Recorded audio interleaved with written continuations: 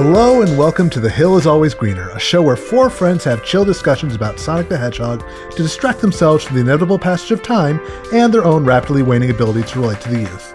I'm Cyberlink. I'm Game Buddy. I'm Valero. And I'm Rock the Jake. And hey guys, you know what I love? What do you love? I love watching Sonic the Hedgehog and Knuckles the Echidna beat the shit out of each other. Yeah. Yeah. Well, if I've got good news for you today, sir. There is no good news here. Oh. Well, yeah. It's not, look.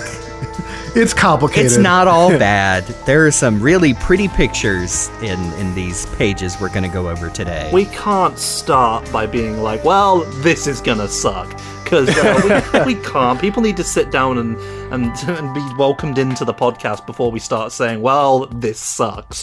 So, no. What are we talking about today? We are talking about two of the double-length special issues of Archie Sonic the Hedgehog from way back in the mid-90s.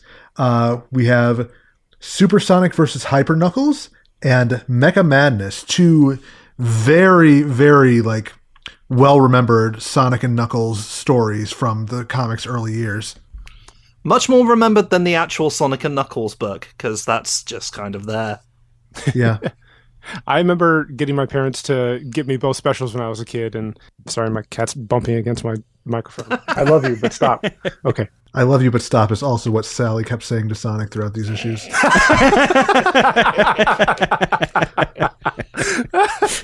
You're not even exaggerating.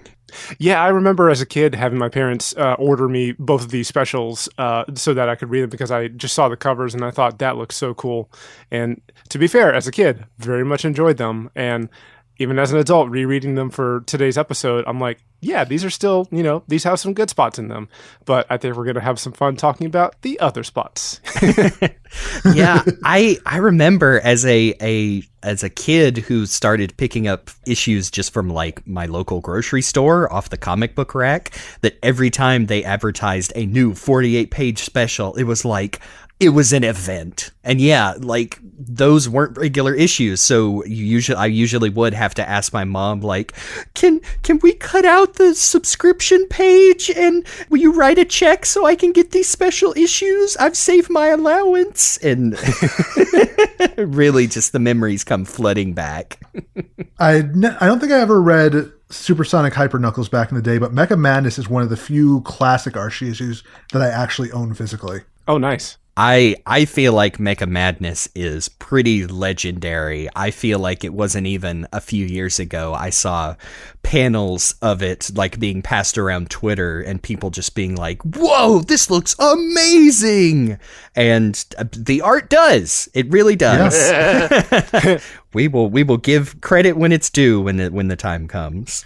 It's funny, you guys will obviously, once again, you have childhood memories of these, and for me, not so much, but I do remember Sonic Mega Collection, and going through the covers and being like, oh wow, these covers look really cool. They do.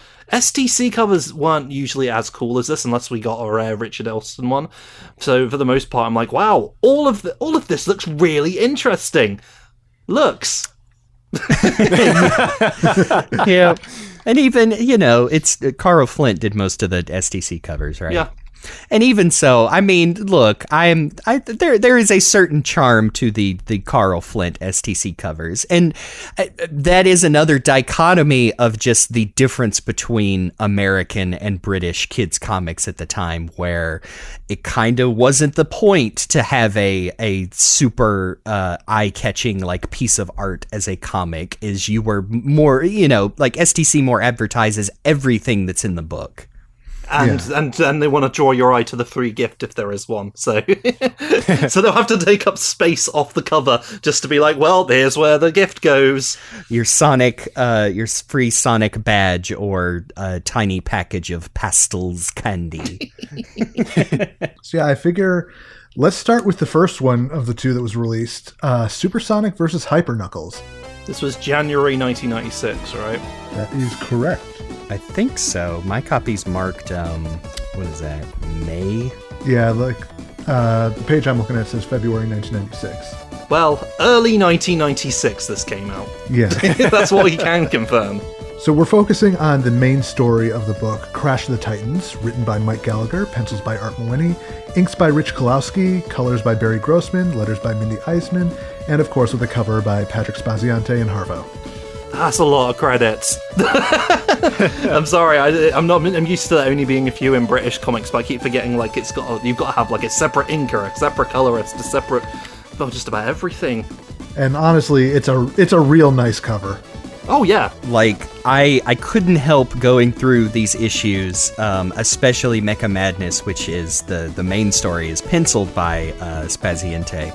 But remembering, I'm going to paraphrase something Dave said on our Sonic CD Comics episode, where Patrick Spaziante draws in these comics like he was already a Sonic fan, and I think this cover is a great example because he has obviously taken inspiration from like the transformation sprites of Super Sonic and Super Knuckles from Sonic 3 and Knuckles, because that is the pose they are doing, and it looks... I love this cover. It's very good. Yes. A little bit Dragon Ball-y as well, and like weirdly... yes. Ahead of the game of like the Sonic and Shadow transformation sequence from Sonic Adventure 2, where they're both flying through the air, similarly with the emeralds spinning around them.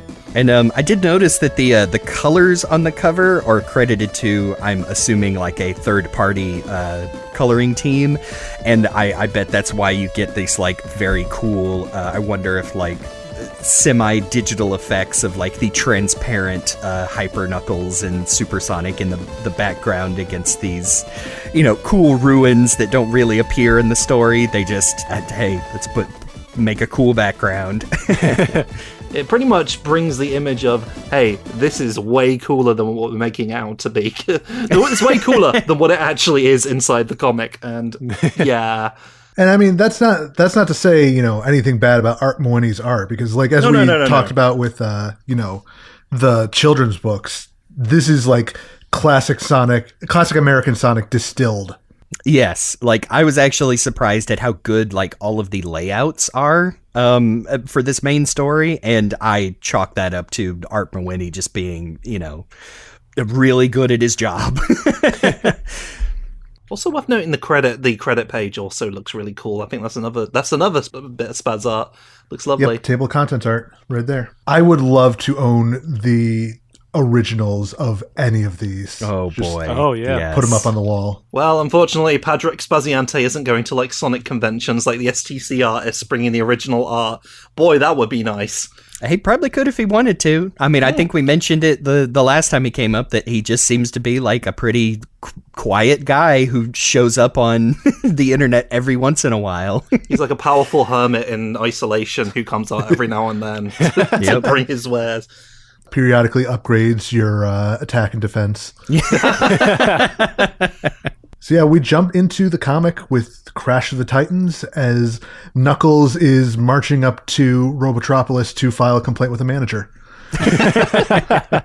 Yeah, that's kind of the stride that he's got. Yeah, that Ka-Ren the Echidna stride. No, please don't list more Name the Echidna characters. We don't need to manifest more of them. Well, it would be more like Ka-Ren or something like that. Hyphen in the middle. Wow, we don't usually have the title this early in the episode. I love the big pink supercomputer in the Knothole headquarters here that Sally is watching. They had a few extra donations or taxes to play around with, so they're like, should we improve the roads or... Upgraded their rig. It still can't run Crisis, though. So yeah, the Freedom Fighters are watching Knuckles as he is striding with purpose. And maybe it's just me, but I feel like this issue in particular has more see previous issue notes from the editor than basically every other Archie issue we've covered on the show so far. Oh yeah, there's two in this one panel on page 2. Oh my god, you're right. Referencing the Triple Trouble special and the Tales miniseries, which I read the Triple Trouble special just to refresh my memory, and the only thing that happens in it that is germane to any of these stories is a Chaos Emerald gets split in half, and when it happens, everyone's like, that shouldn't happen. And that's about it. And Tails had his own miniseries. I think that's where they introduced the Down Under Freedom Fighters and his great-grandfather. Oh, Knuckles' great-grandfather, I think. Yeah, that's right. Yeah. which is Arthair. Is that yes? I think Athair, yeah. Athair. That's how they pronounced it in Sonic Underground. Yes, I was going to say. He's in Sonic's Underground somehow. But we're not really going to be going into detail about those stories. Just try and connect the dots when needed. I will say, you might not know this, but that particular Echidna character was not created by Ken Penders. That's a Mike Gallagher character. Yep. Oh, Mike. Contributing to Ken's problem, just like enabling him. Here's another Echidna to play around with. So yes, the Freedom Fighters are watching Knuckles as he's marching up to Robotropolis, and they're immediately like, okay, something is going up. Sonic immediately thinks he's going to cut a deal with Robotnik because he's Sonic. He has no reason to trust Knuckles at this point. And so Sally sends him off on, a quote-unquote diplomatic mission to hopefully talk Knuckles down from whatever he's going to do. And immediately he's like, yeah, right. What do the odds makers say? 4-1, they're in a fight by page 6. Which, is that just referencing, odds tabulators for gambling? Although Tails is holding up, a little device, it's telling him. Well, he's holding... It sure seems like it. He's holding a device in the previous panel, too. I think it's maybe supposed to be a radio or something? I don't know. Yeah, I just assumed it was I mean this literally because I'm assuming Mike Gallagher is of age, a baby boomer joke about gambling. And saying, oh, what are the odds? And then follows it up with a terrible fourth wall joke. Yes. Not the last one in this issue. No. Not by a long shot. That sounds like the sort of joke they'd make. Oh, that's not going to be the last one in this issue, kids. Tails is sentient of where he is. Hey, speaking of editor's notes, this asterisk statement from Knuckles on the next page where he says he's disgusted by the stench in Robotropolis and is glad the Echidnas abandoned technology and reverted to being environmentally friendly. Guess what, asshole? Sending to poorly aged things Twitter right now. On top of that, he calls them landlubbers because I guess because he's on the floating island, but that's land technically. Also, why would you say that? Because mainland lubbers doesn't sound nearly as catchy. Yeah. I think it's a little funny as far as bad puns go. This is Knuckles a couple decades before Pirate Knuckles, just channeling the future.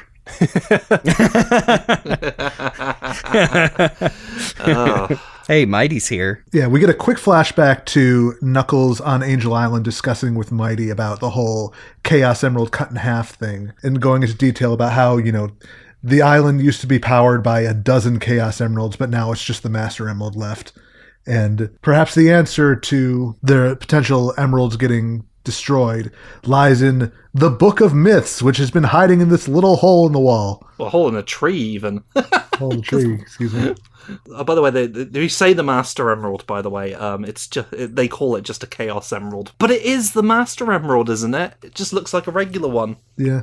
Yes. I mean, just to clarify, in the Archie continuity, Chaos Emeralds are just as abundant as magic rings, and they're all green, and that wouldn't get fixed until much, much, much, much, much later, even after they muddied the waters by trying to introduce super emeralds. But just don't worry about it. It's stupid, but hey, that's how it was back then. Even the first Sonic game clearly delineates that the emeralds are multicolored, special, hard to acquire. I guess they're just like, they say, oh, so the rings are everywhere. The emeralds are too, right? They keep getting different ones in every game.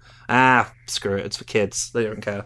I can only imagine. So as Knuckles is looking through his magic travel brochure here, he comes across a mention of the Lake of Rings, a very familiar area for Set AM fans, and posits that the ring radiates cosmic energy, so perhaps that radioactive signal from the rings could lead to more Chaos Emeralds. So he decides to track his way to the lake, leaving Mighty on the island to watch over things in the meantime. I like how we get another editor's note here saying that magic rings found inside zones, the same zones you enter when you play Sega's Sonic video games, which is how Archie would always explain why none of the environments look like the games until they wanted to do that. But also there's a rogue asterisk when Mighty says the lake's location is lost to history, and then there's just not another editor's note. So, oops. Maybe there's an editor's note there originally, but they edit it out, but they've got to edit out the asterisk leading to it. And also I said asterisks, not asterisk. Thinking of good comics here. Yeah, I was about to say. I guess they were just so used to using the asterisks already. They're just, let's throw them in the dialogue. Let's really confuse the children. I wonder if what happened here is that there are open quotes around Mighty reading a passage, but instead of ending with quotes, it ends with an asterisk. I wonder if they just... Yeah, that's probably what happened. I don't know. Were they using a digital font at this point and hit the wrong key? That might be it. Or, well, okay. I blame you, Scott, the editor. So yeah, Mighty is going to keep an eye on the floating island while Knuckles heads down to try and find the Lake of Rings, which may contain a Chaos Emerald. Which, the lake's seen better days, let's say. Yeah. Yeah, looking kind of stinky. As he's looking around, whoever placed that bet, take your payout, because page 6 ends with Sonic punching Knuckles in the face. Oh, it is a classic sucker punch, too. Yeah. Just no honor. He did not need to do this. He's being an asshole. Yes. And this is the Sonic that you guys grew up with? I can't believe it. I'm sorry, I will never let it go, but Sonic is a bit of a jerk in this one, I have to say. Oh yeah, no argument here. I don't like it either. Yeah. I love that Archie came up with the nickname for Knuckles, that he is Sonic's friendly nemesis, but revisiting these classic issues doesn't really seem to be properly descriptive because they hate each other's fucking guts. Yeah, there's nothing friendly about it. Yeah. And that carries forward into the next one as well. Yes. Spoilers, but Knuckles is willing to immediately roboticize himself so he can potentially murder Sonic. It's important to chase your dreams. Like, there's friendly banter, and then there's just beating the shit out of each other for, like, upon meeting again. Oh, it's a comic for kids. And male characters are supposed to hate each other. You know? Yeah. And it does look cool. Like I said, these are very nicely illustrated. I love the, the dynamic pose of Knuckles, like... it's not drawn, but he like recovered from the uppercut sucker punch with a cool flip and is like in the middle of landing. And I really like Art Mawhinney's work here. Like, is it as quote unquote cool and anime as Patrick Spaziente? No, but it's very, very cool looking Sonic comic art. Yeah, it's very dynamic. The characters, their actions are illustrated well and clearly. It's good comicking, I have to say. I mean, for the next few pages, again, aside from some banter between the boys, they are just fighting. Sonic busts out his figure 8 spin from Sonic CD just to rev up a punch to get Knuckles right under the chin. I think also kind of run over his face.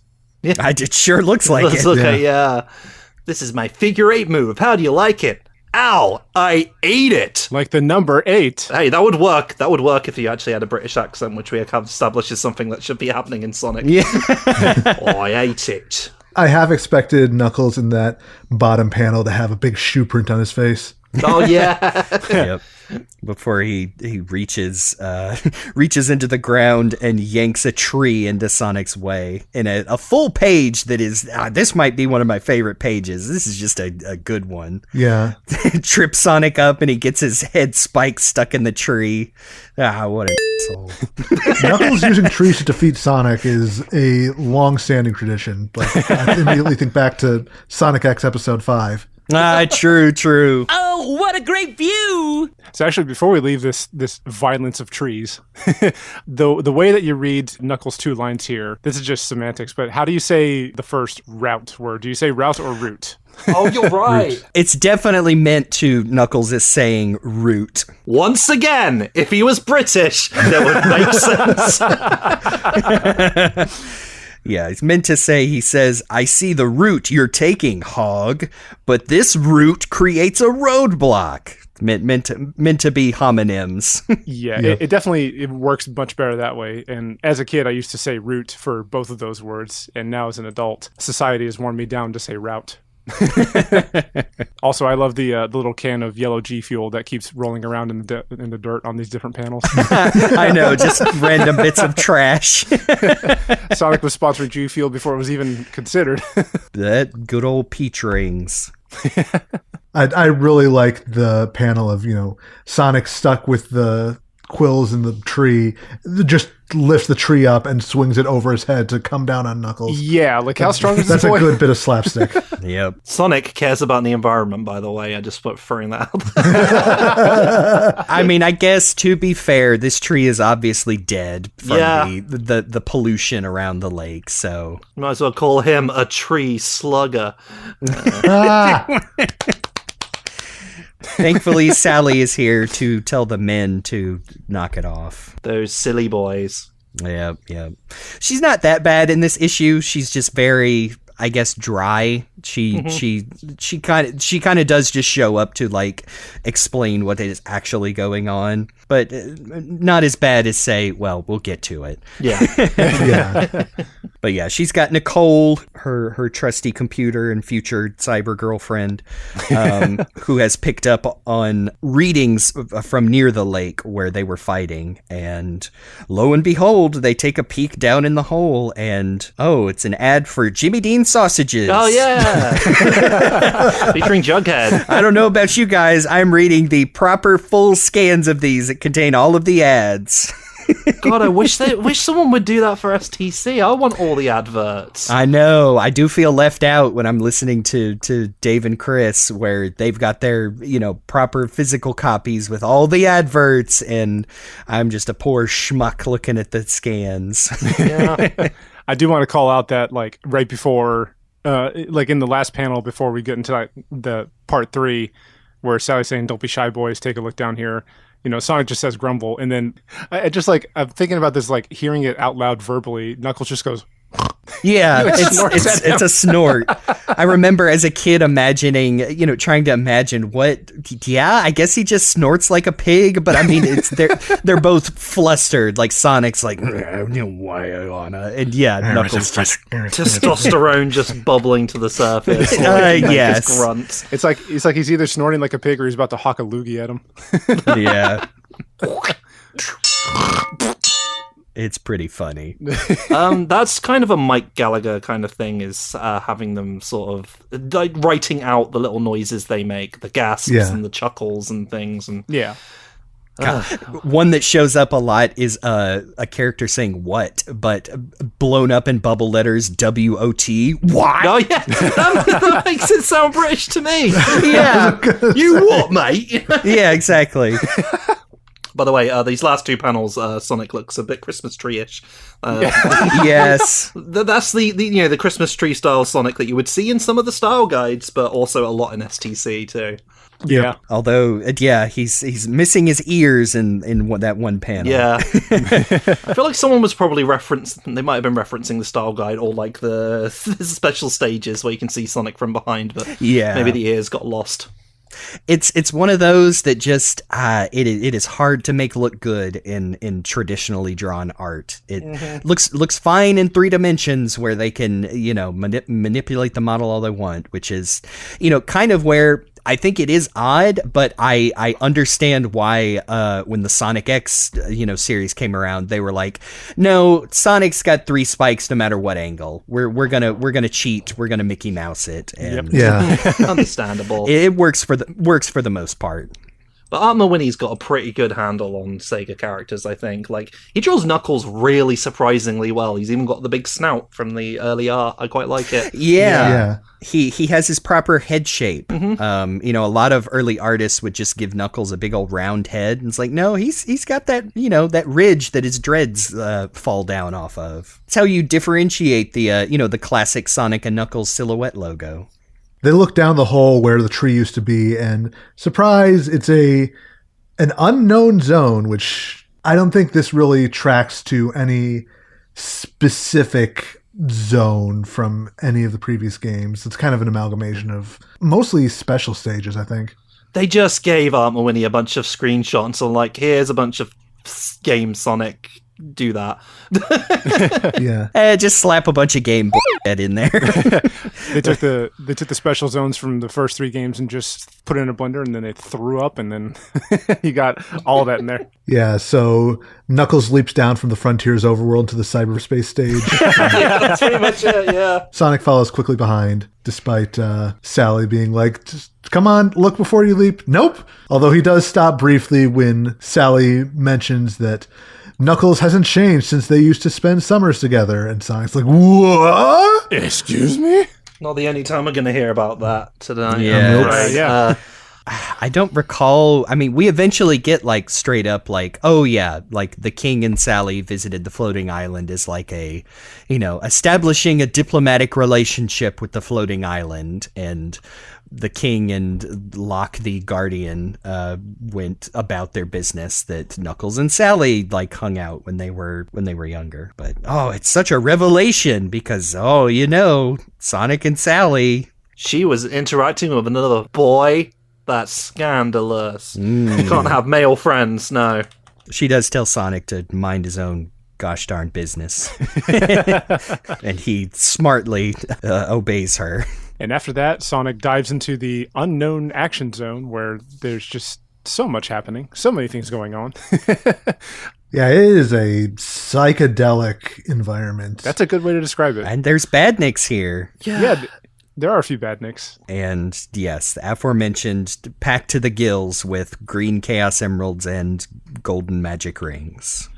Why not? Like, we talked about this the last time we discussed comics and how during this period Archie was just like, well, we've got to put something from the games in. It can just be its own little corner over there. You just hop in and then you get back out and we go back to our cooler Sonic stuff, I guess.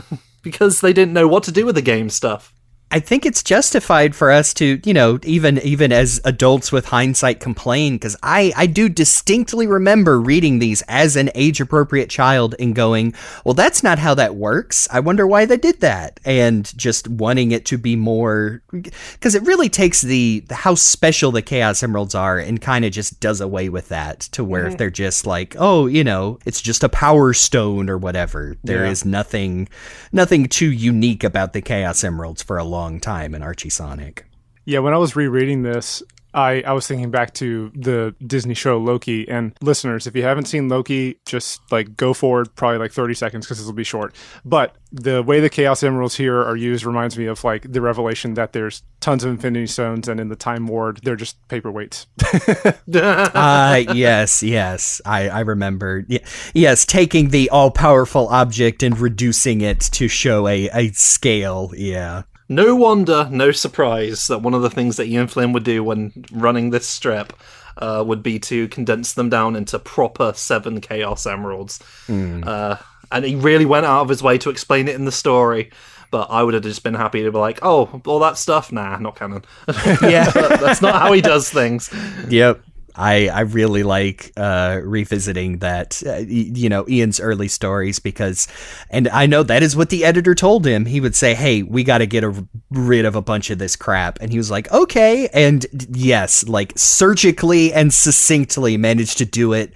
And in a canonizing way, it's something. It really is where it's hard to recommend old Archie comics, but it makes it when you get to, the really strong stories, it makes you appreciate those all the more. For sure. So, like Sonic says, he knows the magic combination of rings and emeralds that leads to his super power up and just kind of blurts it out. So, hey man, you don't think Nux is going to do the same thing?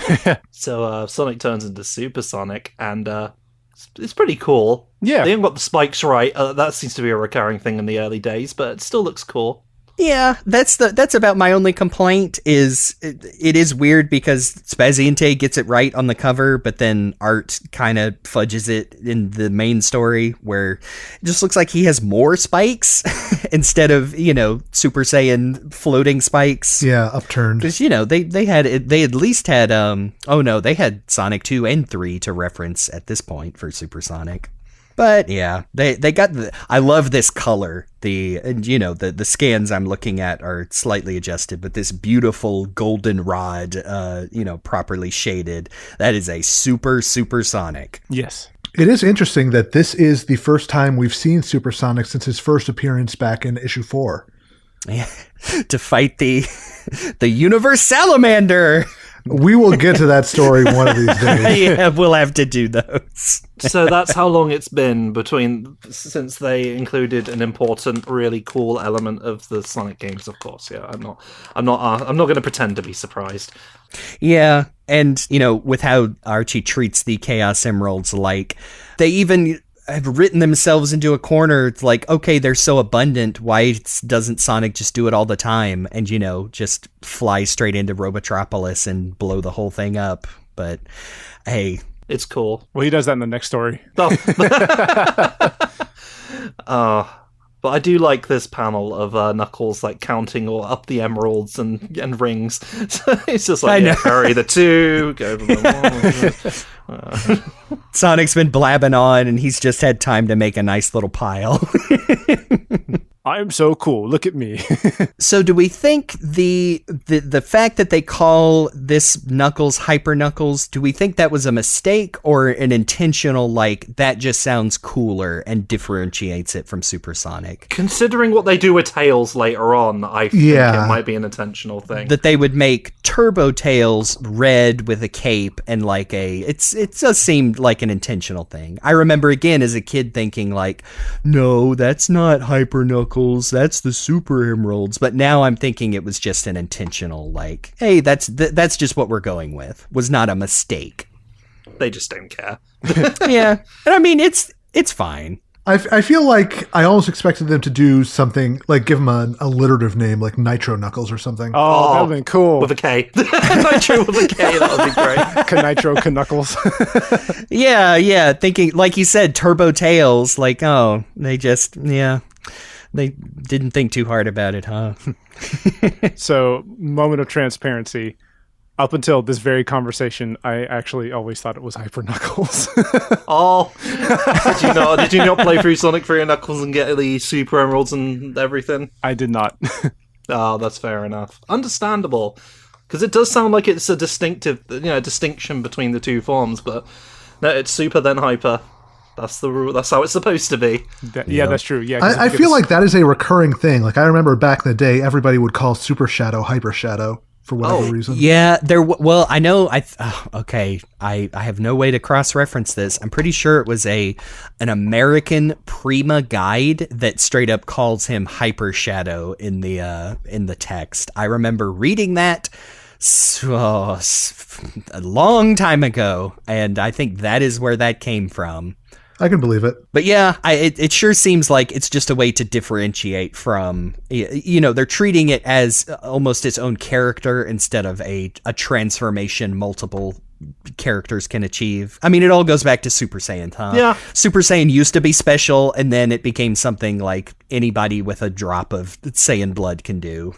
What is this, some sort of Super Saiyan bargain basement sale? I do like this image of Knuckles, because they've got Hyper Knuckles, right? He's pink. He's pink, like he's supposed to be. I mean, yeah, like it was initially supposed to be, but no, the pink that you would expect Hyper Knuckles to be. Yep. He does have a bit of a pot belly here in this image. Yeah, that is kind of funny how Art Merwini does tend to make Knuckles. I guess he's trying to make him look beefier than Sonic, but he gave him the beef. His characters tend to be pretty squat, and so he's just a bigger circle of a body. But now they get down to it. And by that, we mean, again, continuing to try and murder each other. Yeah. Give it up, Knuckle Brain. You got a head start, but I'm faster than you. Blow it out your sneakers, you blue bozo! I'm picking this joint clean. That Echidna is persistent. Looks like I've got to use extreme measures. Come to Papa. It's the only way. Geronimo! As Nux said, this zone's rich in rings and emeralds.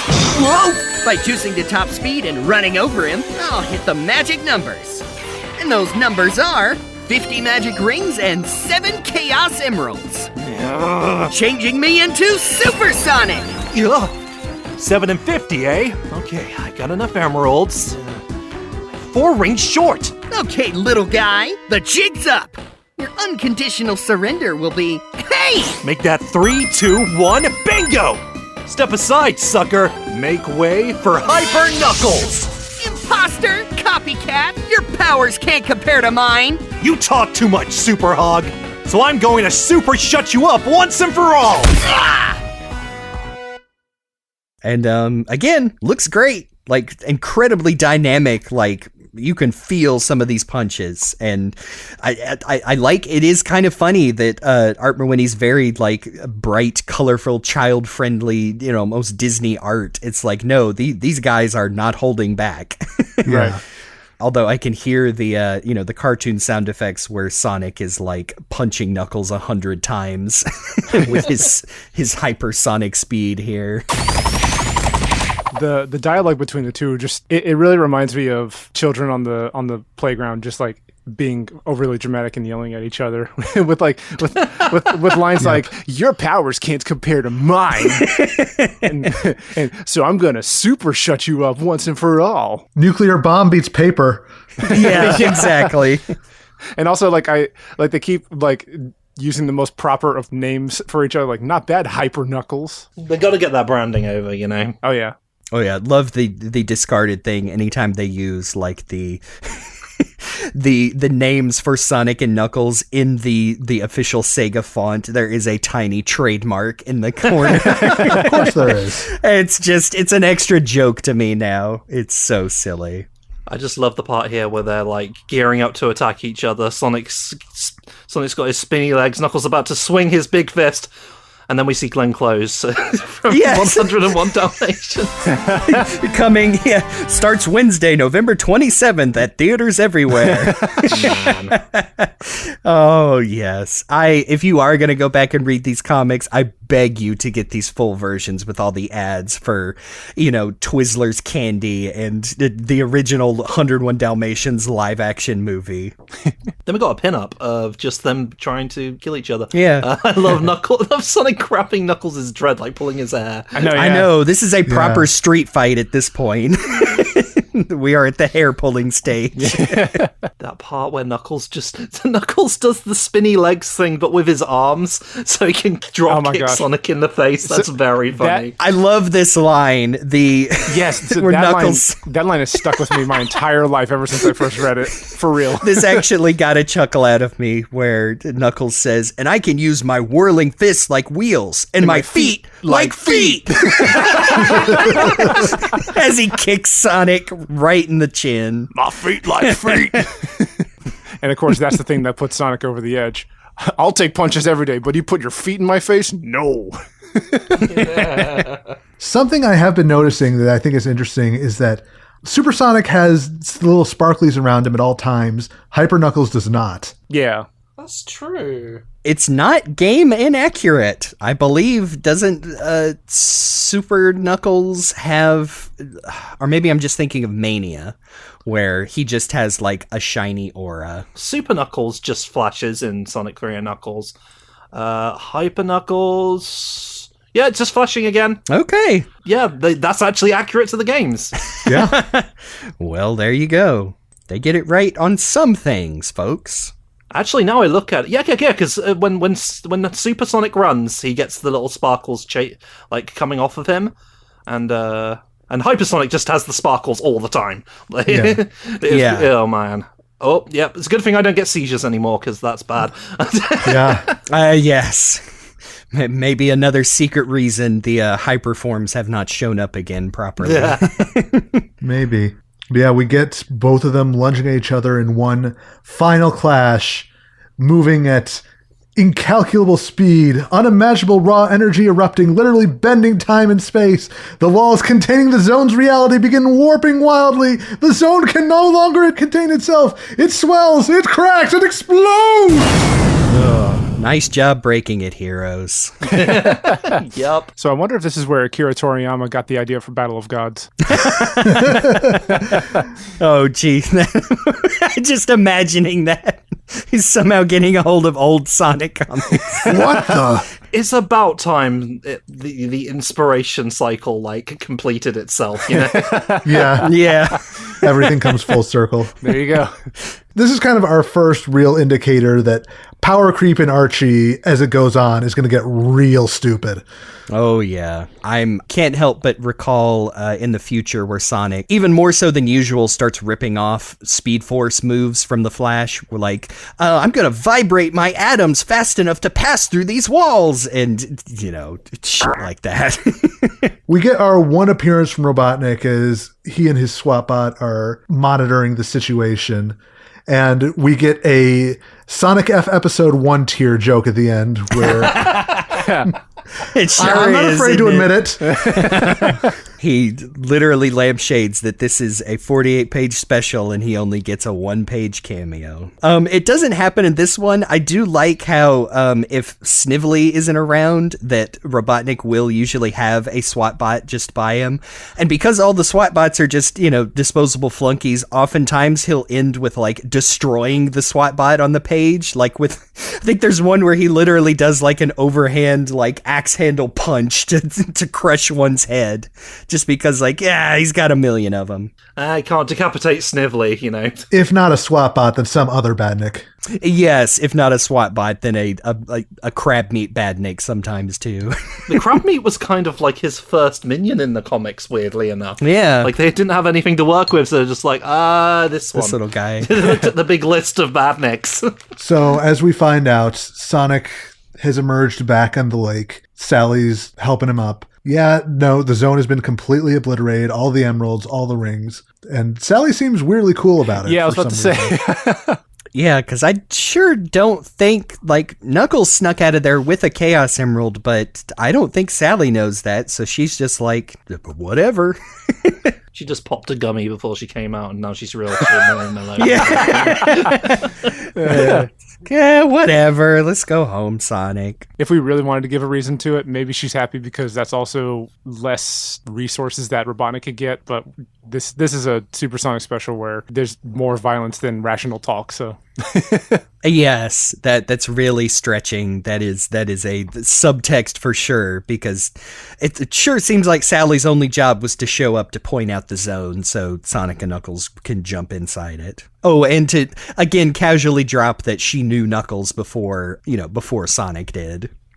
One part that seems a little weird is that they go out of their way to establish that Sally left while they were gone and then came back. It's like, why even say that she left at that point? Yeah, just to point out that the messed up camera that Knuckles passes earlier in the story like still works, and Tails also was watching monitoring the fight the whole time. Yeah, I just think this is shitty writing. Yeah. Maybe she left so she wouldn't get caught in a zone explosion. It's just not clear. She went back to check her emails. Yeah, I do like the line she says, "We watched as the very fabric of reality tore apart, ejecting you two maniacs." Just like last Tuesday, just it's a thing that happens around here. Yeah. Yeah. I suppose we've got an epilogue, one-page epilogue where Knuckles goes home. He flies home, by the way, somehow. Gets up to the floating island. And we're only pointing that out because a funny thing in early Archie is every time he does it, Knuckles explains that he is fanning the air through his dreadlocks to glide safely down from the floating island. Yeah. But yeah, in this epilogue, he's just jumped hundreds, if not thousands, of feet into the air. So I guess there was a really convenient mountain in the distance that he just climbed up and I almost said glue off. What is wrong with me in my past tense? he glowed off. Don't over-explain it if you're going to cheat later, Mr. Writer. Yeah. Oh. He was just using his OVA powers. Exactly. Yep. Yeah, Yep. just walking in the air. Yep. Which is, that's probably the easiest thing with Knuckles. Just don't talk about it. Yeah, Knuckles can fly. Don't worry about it. Every now and He then. came back with an emerald. He had one left over, I guess, one change. And like Mighty completes his role as being Knuckles' supportive friend who doesn't really contribute much aside from that in this particular strip. They just needed someone for Knuckles to talk to, and there's Mighty. But yeah, Knuckles has a Chaos Emerald. Mission accomplished.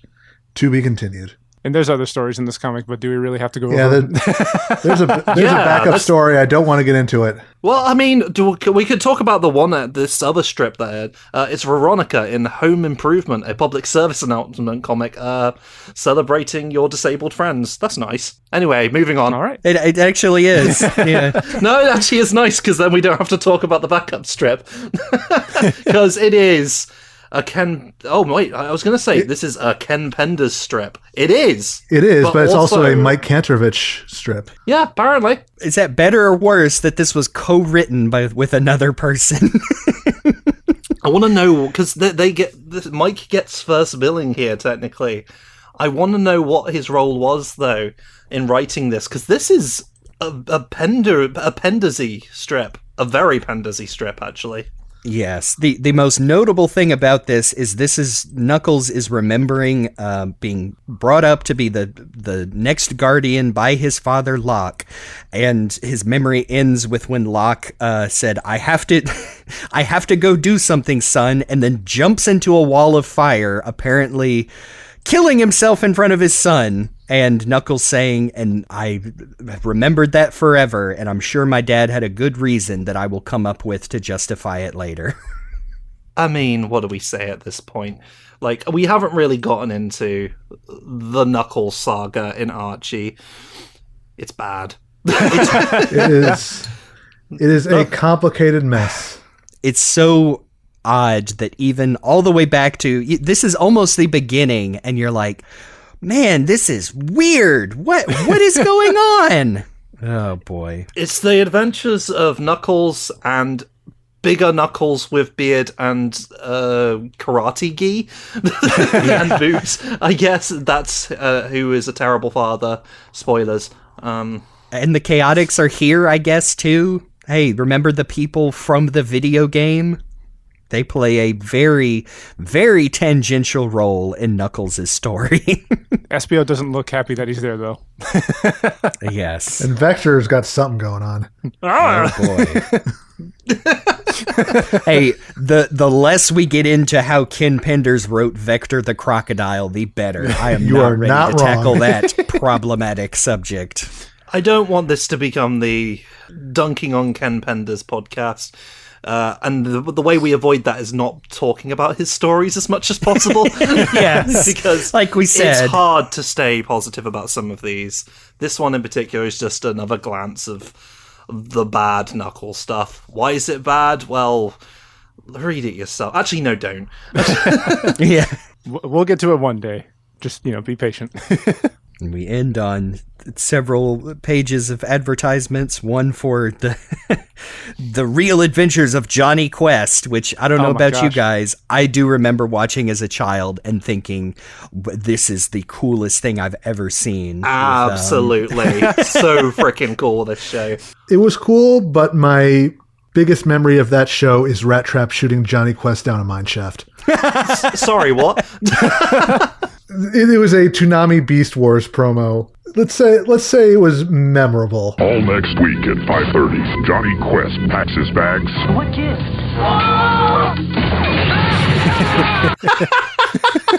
You won't be having any real adventures anytime soon, you little I like his face. Whoa! My biggest memory from the Real Adventures of Johnny Quest is not the dated, but again, cool for a child CG graphics. But there was an episode where a villain, I believe, gets pushed into a pit full of cobras and gets pumped with so much venom that it melts out of his eyes and mouth. And remember thinking that was pretty intense. But no idea how that show holds up now, but definitely suckered me as a child into thinking it was the coolest thing ever. I'd rather talk about that than that backup strip, to be honest. So I'm glad we moved on. And this issue ends with a picture of a dog covered in Twizzlers. What better way to cap this off? I remember that being featured in quite a few Sonic comics. So a real cool fight between Super Sonic and Hyper Knuckles, and if you ignore all of the other weird stuff, pretty easy to recommend. Yeah, this is one of those issues that really kind of shows the growing pains of early Archie as it transitions from funny animal book to more serious actiony storytelling. Furry soap opera. Yeah. Of all the people to give, I don't know how many people were writing scripts at the time. I know our boy Ken was in the mix, but to give the cool fight scene between Sonic and Knuckles, Super Sonic and Hyper Knuckles, to Mike Gallagher is a choice. The guy was writing the funny strips of early Archie, I'm pretty sure. I really would be interested, and I'm sure it's lost to time like all Archie Sonic material, to see the original script and how much was how much direction he gave with the panels and how much was just Art Merwini saying, I'm going to do a cool fight. Mm-hmm. Now, if this was STC Supersonic, Knuckles would be a red stain on the floor early on. Oh, yes. Yes. I'm only about 100 issues into STC, and this is just an aside. We don't ever get any other super forms in STC, do we? Supersonic, even once the games had firmly established that, this is another thing, even in Sonic Adventure. But, probably for the best. That is what makes STC Supersonic stand out, is that, he's a force of nature, and he's nasty. Yeah, when STC decided what they wanted Supersonic to be, trying to do that to any other characters would be weird, because they just decide they really leaned in on the what we talked about in the Sonic Bibles episode, the concept of the Chaos Emeralds representing evil, and the the evil that Sonic absorbed sort of manifested in the form of Supersonic. So. Not to make assumptions, but if they kept going with it, you just would have ended up with anti-Mobian characters like Archie. Man. Remember, I like her, but did they just call her? Yeah, Rosie the Rascal, evil anti-Amy who is murderous.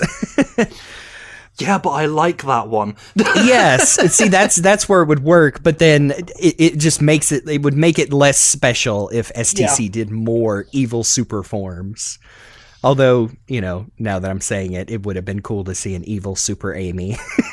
Oh, absolutely. I've an artist friend, Angel Bless, has drawn some concept art for evil Super Amy, and it's good.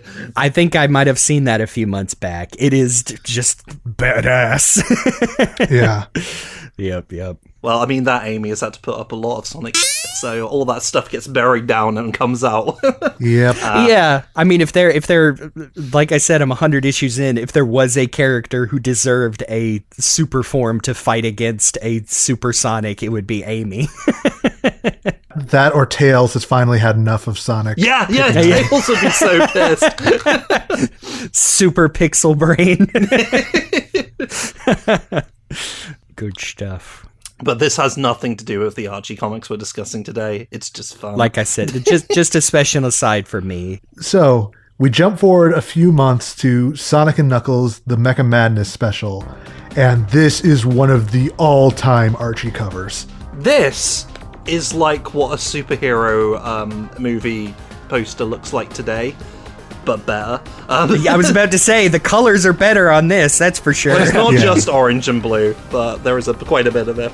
Because we got two versions of Sonic and Knuckles, more than one version of the same set of characters on the cover, so... It's very reminiscent of some Star Wars posters and stuff like that, and it's definitely a very...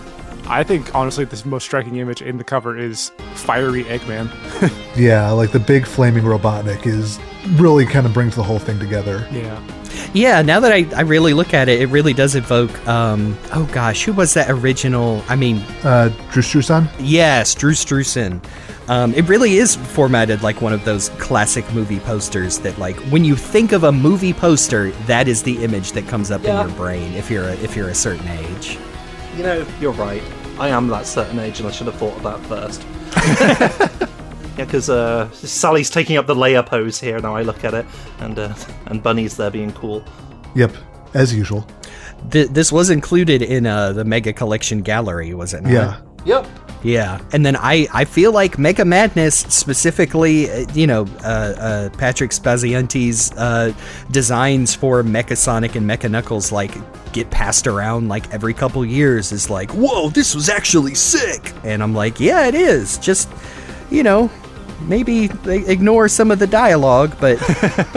The designs are great. These are like some Japanese-inspired mecha characters. These are not your typical roboticized Mobians, that's for sure. Yeah, I love the designs. I feel like these mecha designs, like, still hold up today, even, like, with modern redesigns of Metal Sonic and, Mecha Sonic Mark II from, like, Sonic Adventure. Like, you could plop these down in a game and they would look just fine. Because they, like you said, they obviously have taken inspiration from Sonic robots in the games. There is some Transformers in there and just some, like, cool mecha in general. And I think it's telling that in the issue that follows this, there is a flashback page to Mecha Madness, and instead of asking, I believe it's Dave Manick, to draw Mecha Sonic and Mecha Knuckles, they just use some clipped art from this issue because these designs seem very complicated to draw as well. Yeah. Oh, yeah.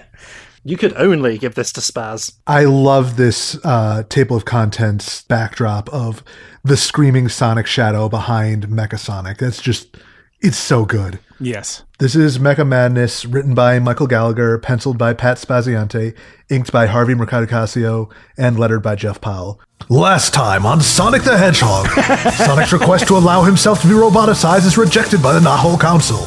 Sonic is ambushed by escaped convict Knack the Weasel and taken to Robotropolis. Robotnik finally creates the real Mecha Sonic. Mecha Sonic battles Bunny Rabbit on his way to destroy Knothole Village. Knuckles arrives, loses his fights with Mecha Sonic. Is this the end of the Freedom Fighters?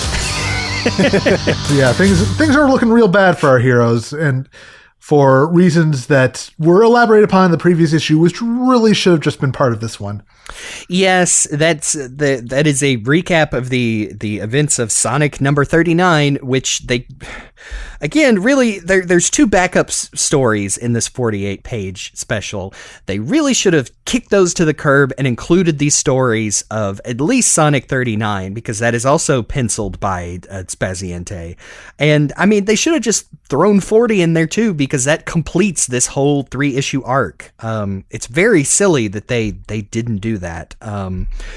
Although, okay, I'm going to get on my soapbox a little bit and just my big complaint about Mike Gallagher's dialogue and pop culture jokes. The coolest thing about issue 39 is the beginning of the Sonic versus Bunny fight, which is, I mean, it is straight up like some cool ass animation, because there's a throwaway line about how Rotor has upgraded Bunny's cybernetic parts, and so she now has lasers and reflector shields and missiles, and you get, oh man, some really sick full pages of them just duking it out.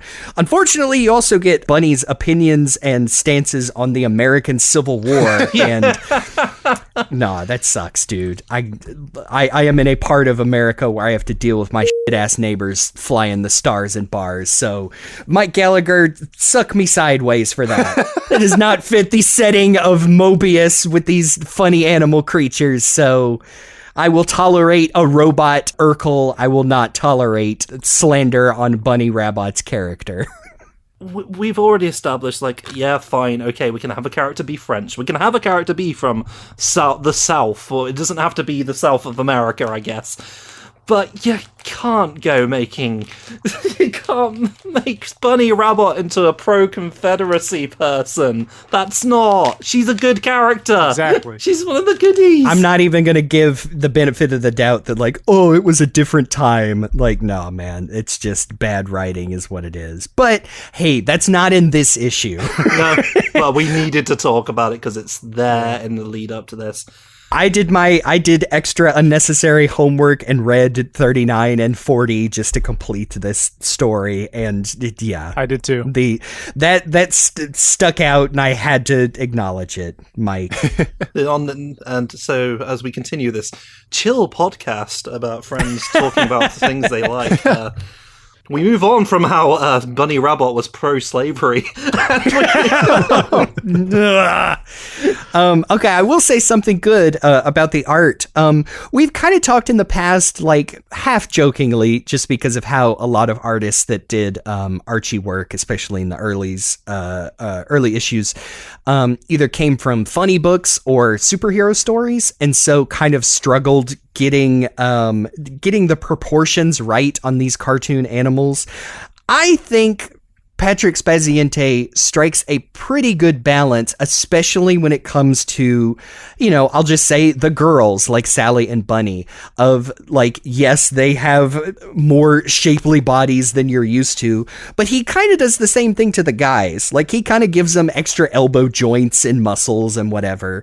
And so as far as I think they look much better than, like, say, some early Stephen Butler work, although I always say he got so much better in later issues. Or who am I thinking? Oh, Ron Lim. They're all better than Ron Lim, the poor guy. Poor Ron Lim, thrust into a job he was not prepared for.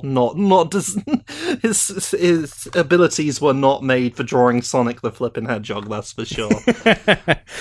So yeah, start out on a good, especially this nice panel of Sally, Rotor, Antoine, and Knuckles all standing together. And I'm like, these characters look like they should be standing together.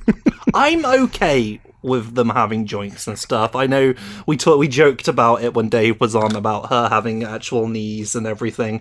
And that's weird for Sonic characters. There are times when my brain's like, no, they're Sonic characters, they're supposed to be noodle limbs. But there are times when maybe the noodle limbs do look a bit silly when they're supposed to be conveying action and such. So you can have moments where they're allowed to have joints and elbows and things. It's just, there is a part of me that's like, well, I know why they drew those lumps on Sally Acorn. But to be fair, Sally, you can't blame Sally for this. She was just drawn that way. Like, initially. No, she even back in the day, she always at least had the, your cartoon mono boob. Yeah, I mean, the only criticism I could levy against Spaziante's pencils is occasionally panels look a little busy, and even then it's more of a case of like, wow, Pat, you did not have to go this hard, but he does all the time, constantly. There are a few of his mouths which are a bit funny. I don't know why he always feels the need to... When a character opens their mouth really wide, you've got to see their uvula, apparently. Yeah. I think you hit on that earlier, to where that is the Dragon Ball influence coming in. The very, anime big mouth, see all the teeth, where the teeth connect to the gums, the tongue's in there. It's interesting. I think, again, mirroring the stuff that Dave was saying before, and we even mentioned before on here, sometimes Patrick Spaziante's lovingly rendered art doesn't always work out for the kind of stories he's telling. But when it's a big battle between two big robots, I think it's fine.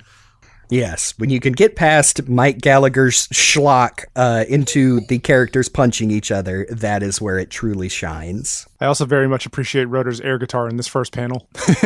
Yes, that's kind of what I said. It's a little busy. He's meant to be, he is holding an unconscious Knuckles, and he is tossing him over his shoulder onto Antoine to catch. But yeah, sure does look like he's doing a squeedly weedly.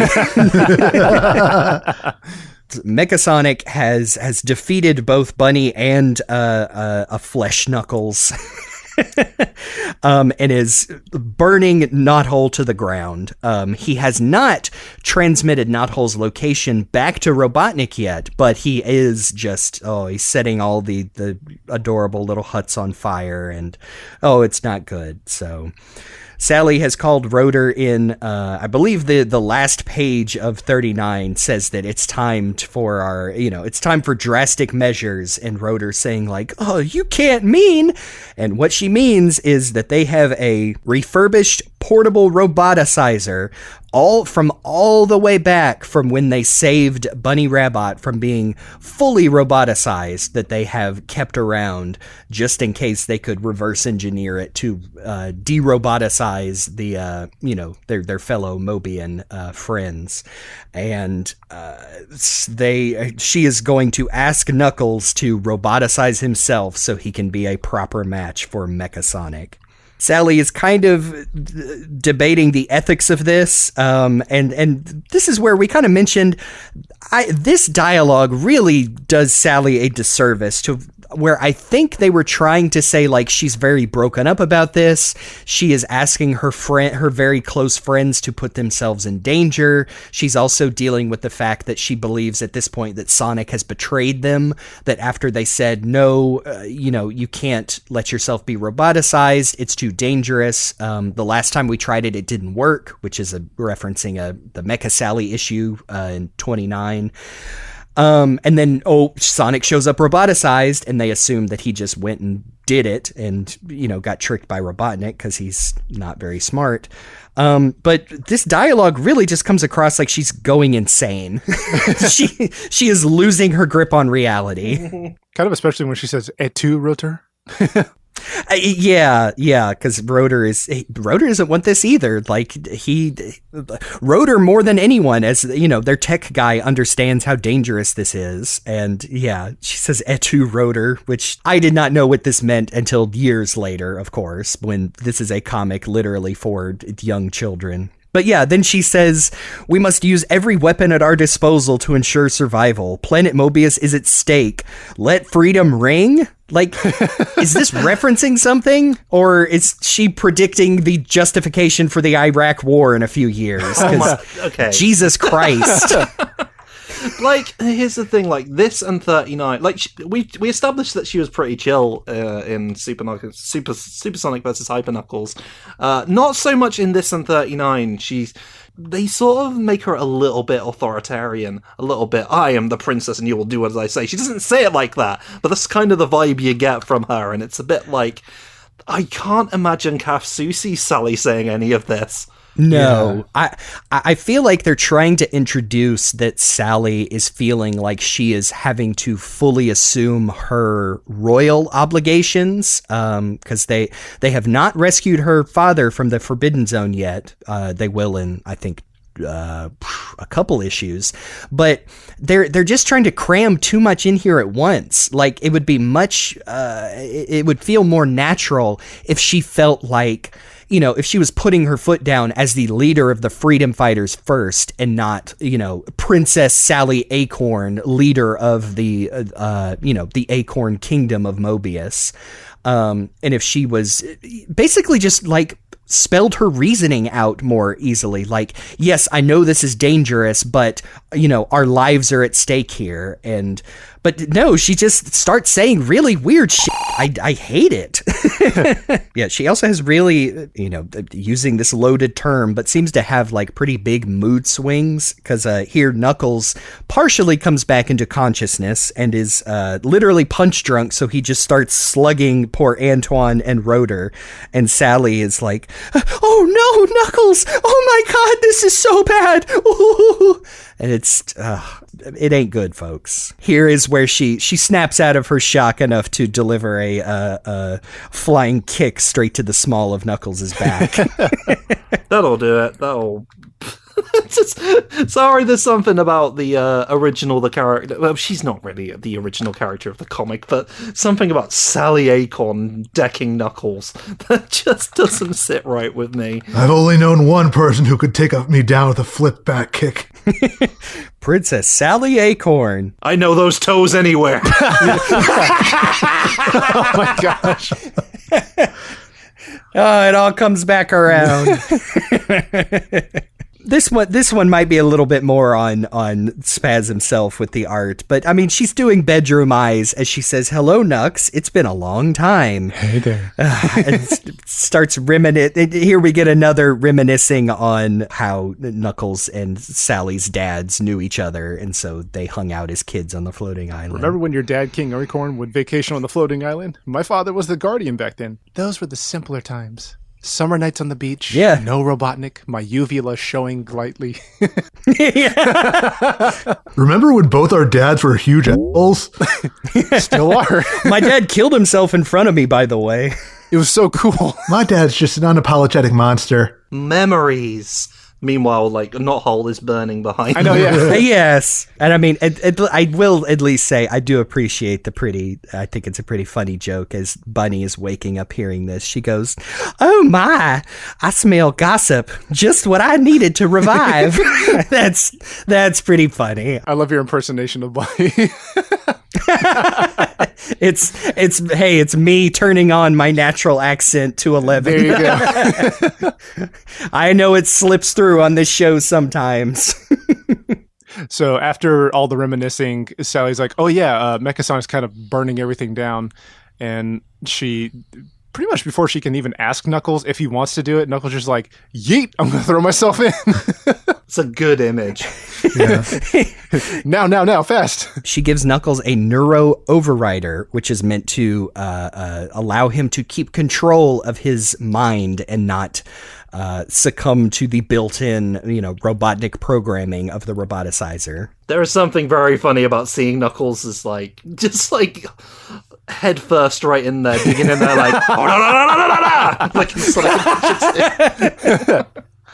there's something funny about them taking the process of roboticization so lightly when we know. Anytime that happens in the comics, it's really funny to me because I cannot shake the concept of, what it would become in the comics and what it is in Sat AM, where it's a horrible process that rids someone of freedom. And yes, Knuckles has a neuro overrider, but he's still like, yo, yeah, I'm going to be Mecha Knuckles. Yeah. Which I guess, at least Sally and Bunny are proper shocked, and Antoine and Rotor are literally in tears. Like you said, they are at least start taking the concept of how horrible robotization is. Although, yeah, but in the silliest way possible. It has begun. I weep for us and swing low, sweet chariot. I don't think I have the proper, to go into Rotor singing Sweet Low Swing Chariot. I get what they were going for, and we are quickly moving past it. Tails about to get lit the fuck up. Oh yeah. But hey, before we get that, we got to remember this ad about how it's not too late to get your Hanna-Barbera #1 back issues. Oh no! I remember seeing. Yes. Jeez, none of these had to have lasted more than 2 issues. The Flintstones '90s comic, not the eventual DC one where which are very good. I've heard. I have not read them, but the line, this all seems familiar, doesn't it, Fred? We participated in a genocide, Bonnie. I've never heard that. I need to read those. They do actually look legitimately good, but holy cow. Oh my gosh. The Flintstones, the Yogi Bear All-Stars, Scooby-Doo, which, Scooby-Doo is the one I get. With Scrappy-Doo at the bottom of it, so that, yeah. Oh, yeah. Uh-huh. Adamant and Secret Squirrel and the Jetsons. Yep. All for $2 or $2.50 and if you're in Canada. Just imagining going from yabba dabba, don't miss our comic! Sonic the Hedgehog is destroying Knothole! That's how it was. Yeah, love this shot of Mecha Sonic's Terminator vision as he is targeting Tails. Yeah. And poor Tails. This was the era in the comics where they were also trying to give Tails basically more to do because he was I'm sure a popular character, but all they had to go on was, Sat AM, where he's a dumb baby who doesn't get to go on missions. And so, this is kind of Tails he's in between. Tails gets to do cool shit in these comics. Still a bit dim though. Yeah. He's still very much. I think it's I think it's in 39 where he is, while Bunny is fighting Sonic, he has stayed back to monitor the situation and I think help evacuate Knothole. Sally on the radio says, "Nice work, Tails." And he says, "Thank you, ma'am. It's so nice to be treated like an adult ever since my solo adventure in Down Under." And Sally says, "Oh, yes, one more thing. Don't forget to wash 'em's hands and brush your teethies." And Tails makes a stupid face, reminding him that, yeah, he's still a big dumb baby. At least in these comics. Robotnik's back. And he almost gets the location of Knothole from Mecha Sonic, who is just barely hesitating. There's still a little bit of Sonic left in there. But before he can, spill the beans, guess who Shoryuken's right into the fight? Looks so cool. Yeah, there's Mecha Knuckles. He looks cool. Yeah, he looks really cool. Yeah. Again, even comparing goodness, did we have a proper Metal Knuckles yet in Sonic R? I don't think so. Yeah, this predates it by a couple of months at least. Yeah, Sonic R was 1997, so this would have been roughly a year and a half before that game came out. Like I said about these designs, they're just really solid. These were not slapped together oh man, I want to see them come back. Of course, there's probably no way for that to happen, but I think they would look just fine today compared to other Sonic robots we've gotten. If we did, and it would have to be another robot version as opposed to a roboticized version, because that just doesn't happen anymore. I mean, not since Lost World. That's kind of, yeah, where they did that weird cyber thing to Tails, I guess. Yeah, slap some parts on him. And I suppose Rusty Rose, now you mention it. Oh, yeah. Oh, yeah. Mm-hmm. Yeah. A special shout out again. I think we've already talked about how good the Scrapnik Island miniseries in IDW Sonic is, but the other Mecha Knuckles shows up in that, and he also still looks cool. Yep. Your Sonic Advance version of Mecha Knuckles. I feel like the writer here really wants to have more super hyper fight style tete-a-tete dialogue, but is remembering that Sonic is supposed to be, Robotnik roboticized without his free will, and so is trying very hard to write them in that same, I must destroy format. Meanwhile, Knuckles is able to, go full on Spider-Man and all his quipping. Very much so. Sorry, I'm just looking at the part where Mecha Sonic just attacks he's just whacking Mecha Knuckles, and all the other characters are in their little boxes. They're giving their reactions. Bunny's like, "Gracious," and Antoine's like, "Mon Dieu," and then Rota says, "It's the battle of the Sega century." It's Sally says, "Who will prevail?" Okay, we get it, guys. Yeah, you're leaning on the fourth wall. I was gonna say, I expect those to, in a lesser comic, those would have been punctuated around the cover. Yes, or it would just be a Stan Lee editor's dialogue box, the narrator, the invisible narrator. But they just make the characters say it. Yep. We're only picking because of the other problems we have with the Gallagher dialogue here. But it's immediately a full-on throwdown. Neither of them is holding back, and it is a fight for the ages. I will say that. Yeah, this 2-page spread of Mecha Sonic double laser blasting Mecha Knuckles. I'm not too familiar. I have read the ones recommended to me by you, Luke, but this seems like a pretty badass Transformers style fight. Yeah. Yeah. Mecha Knuckles introducing that he has magnetic knuck claws. I missed that the first time. Knuck claws, not knuckles, not claws, that are dispersing and absorbing the lasers. Oh, cool. This is really Spaziante's art at full power. Just a lot of really dynamic action shots, Knuckles chucking Mecha Sonic and crashing through the mud. Just so good. Yes. interspersed with some awful puns. Yep. Admit it, Hedgehog, your life's in a rut. Because he's like dug a little hole in the ground. And... Mecha Sonic got trenched.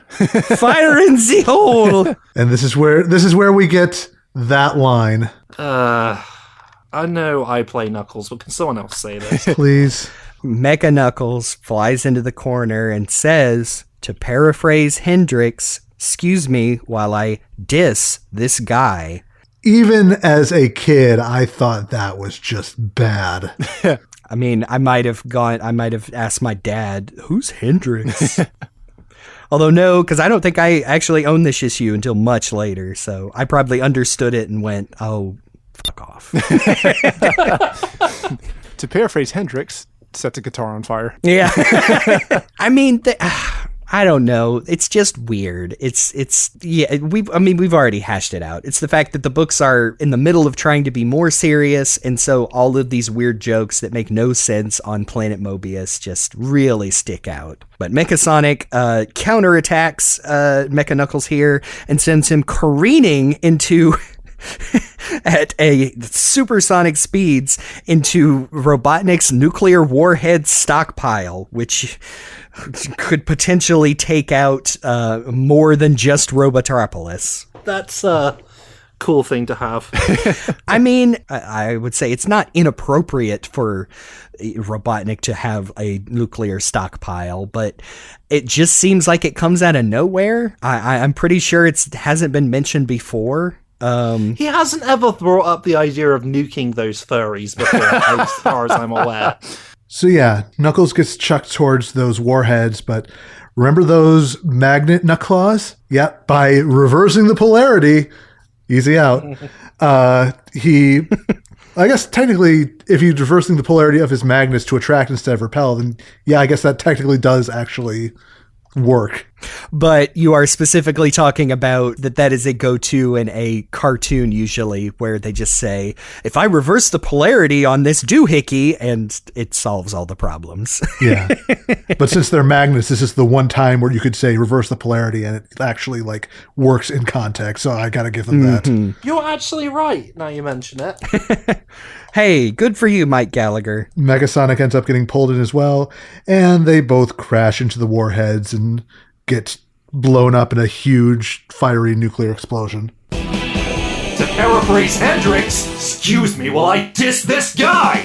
Incoming speed squared divided by atmospheric pressure. Add impact angle plus acceleration. Computed. Execute! To put it in layman's terms that you can understand, Knuckles, this wallop will send you directly into the heart of Robotropolis. Say hello to the nuclear warheads for me. He's right, I'm gonna hit the city at subsonic speed! No way to stop! Your destruction is assured. But I don't like to travel alone, Mecha Sonic. By inverting the polarity of my claws, I create a massive magnetic field, one you'll find impossible to resist! I'm being magnetized! If I'm going down, you're coming with me! No! Release me, you fool!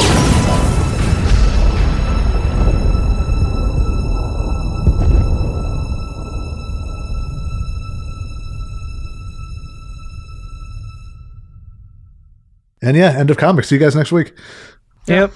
Bye-bye. Yep. Nice little ad for Johnny Quest with a mammoth in it. I'm sure that's not foreshadowing. Oh, no. Oh, no. Oh. All right, let's go back to the nuclear explosion. Oh, no, it's so bad. Well, I mean, I feel like it would probably have... It probably would have covered a lot more ground than what we're seeing here. Yeah, and also... If there's that many warheads. Whatever. It's for kids. They won't give a shit. Yeah. That the land would be poisoned for hundreds of years. Sonic the Hedgehog couldn't have survived that blur. Sally literally says, "Excuse me a moment. I've got fallout in my eye." No, she does. Come on. Well, maybe Robotnik built an exceptionally clean stockpile of nukes. Doesn't do anything clean. Doesn't that defeat the purpose? Yeah, it doesn't make any sense. Tails' disgusting mayonnaise tears falling out of his eye. Oh my god, you're right. I got it. Sorry. Oh my gosh. Sorry, Pat. Yeah. Might have just. Hey, this is where I was saying you went too detailed with that one. Yeah, that's a bit much. I guess high viscosity tears is just one of the many mutations that Tails has. It's just the one we don't talk about as much. Well, this is new from the Fallout. Oh no. Tails only has 3 tails. He can go even. He's finally achieved his true 9-tailed kitsune form at last. It just goes and appears. You can call me Thrail.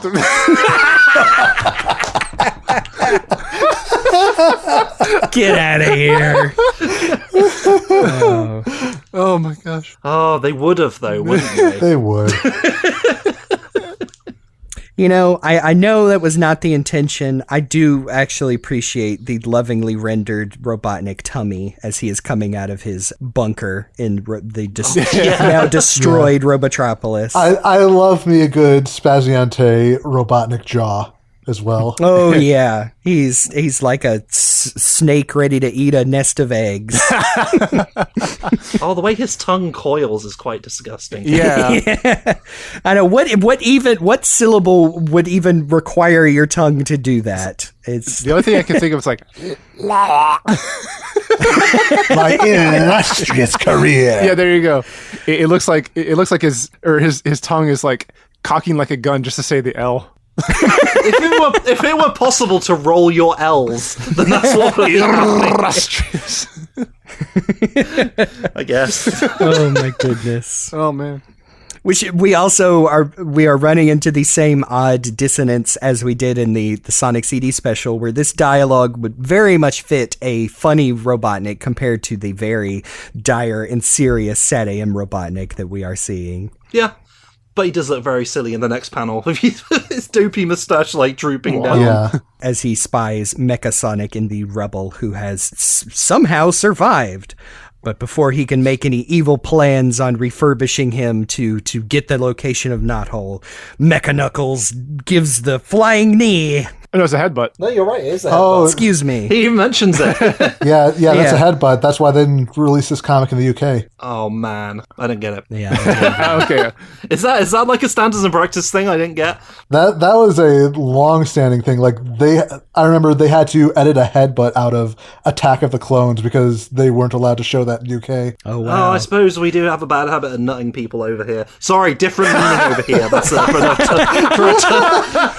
for a term of headbutting. Is that fall under like Teenage Mutant Hero Turtles? That's the sort of thing Yeah. I think of. That's like the biggest example of like cartoon censorship I can think of over here was we're not allowed to have like nunchucks and stuff because of because it all started with Enter the Dragon, I'm pretty sure, and there's this whole thing about some dude going around actually with actual nunchucks causing mayhem, and it's like, well, can't have those anymore. But that's a whole story for another day. Yeah. Just know that for us, it was always Teenage Mutant Hero Turtles, heroes in a half shell, turtle power.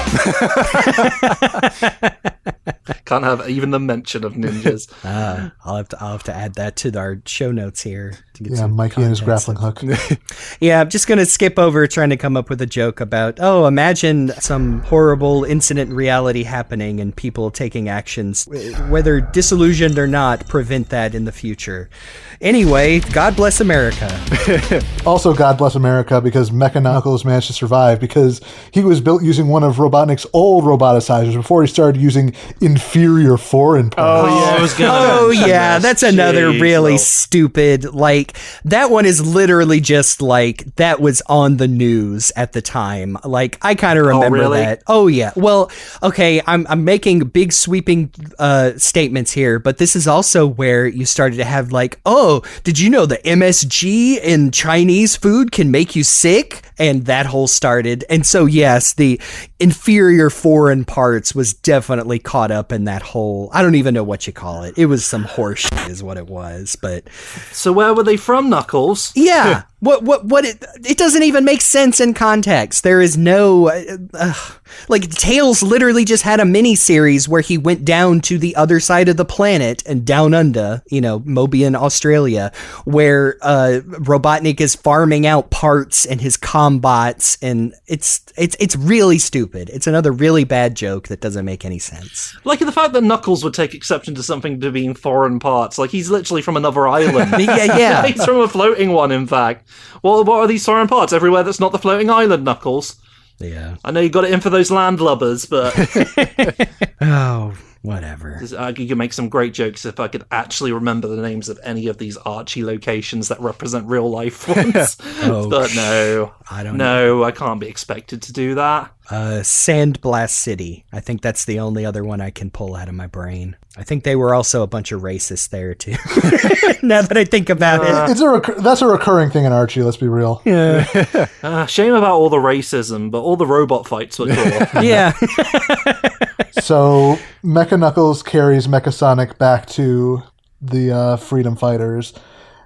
He's banged up, but Mecha Sonic is literally like on his very last legs. Oh, I have to interject and point out another phrase that Mike Gallagher inserts into almost every script is a character saying, "Holy abalone." It's one of two instances in this comic, and I think it makes more sense to have it in the other instance than... Then again, I suppose Rotor is he's a walrus man, fish. Fair enough. I mentioned, in our previous episode on the Death Egg, I reread most of Sonic Quest, the miniseries where Archie does that. Also written by Gallagher, and Tails says it. Okay. Well, Tails has got no excuse, unless he's really into CP. Also, I'm pretty sure Sonic says it in issue 40, it's literally just his go-to. I don't know, he probably heard it on some cartoon in the 70s, and whatever. I mean, it's that and Holy for Holies, which is... Yeah, that's another one. Is that better or worse? I don't know. At least that one kind of started. That one kind of rhymes, I guess. Yeah, I don't know. A little bit. There's similarity. I feel like I heard Holy Abalone on the Super Mario Brothers Super Show as well, which at least fits because that was kind of the whole thing with the Mario Brothers is they were everything was like talking about food and Italian cuisine. Impasta power! Miserable manicotti! Yeah. Stupid it'll be a piece of pie! Pizza pie with pepperoni! Yeah, of course, that's what he said. Uh-huh. God bless Lou Albano. Yes. So everybody is looking over the damaged Mecha Sonic, unsure of quite what to do. Nicole suggests that... basically they send Mecha Knuckles back through the roboticizer because the same unit can... de-roboticize something that it itself roboticized, but that won't work for Mecha Sonic. Might I point out, by the way, that Knuckles is pretty banged up. I would think that if he got de-roboticized in this state, wouldn't he just have like a bunch of huge gashes and cuts and everything in his body? Yeah. I mean, logically. They've never really clarified because that is why, Uncle Chuck invented the process of robotization to begin with was to fix organic injuries. But I don't think we ever really get the reverse of like, if you de-roboticized a damaged robot Mobian or Robian, does that damage transfer? And then that's not even getting into the aforementioned Ben Hurst saying how robotization worked in Sat AM, where there are fleshy parts down in there. So, it is what it is. It's fine. It's probably better that they didn't try and explain it. Yeah. It's a dumb comic for kids at this point. Yeah. That said, was this the roboticized Bunny? Is that what they were saying before? Or was it just from when they first met Bunny? It is clarified in, let me see, I'll find it, in 39. Here we go. As you know, we acquired this Portobot from Robotnik after our first Bunny Rabot encounter. Yes. So I'm assuming it's the one that roboticized Bunny. Now, they have stated that they can de-roboticize someone using this machine. Well, okay, this actually goes back to issue 29, the one with Mecha Sally, because they recover a de-roboticizer from a shipment to Robotropolis, and the first thing everyone suggests is we should use this to restore Bunny's body, and she herself says, here, I got the quote right here. "Thanks, Sally, but I think we should use it as part of a plan to turn one of us into a robot." And then hashes out the whole thing where she says, yeah, if we, as long as we use the little thing that lets us retain our free will, it would be much easier to, destroy Robotropolis from the inside. So they have established that Bunny is like, at least at this point in her life, she is okay with her cybernetics as a way to be an ally to her friends.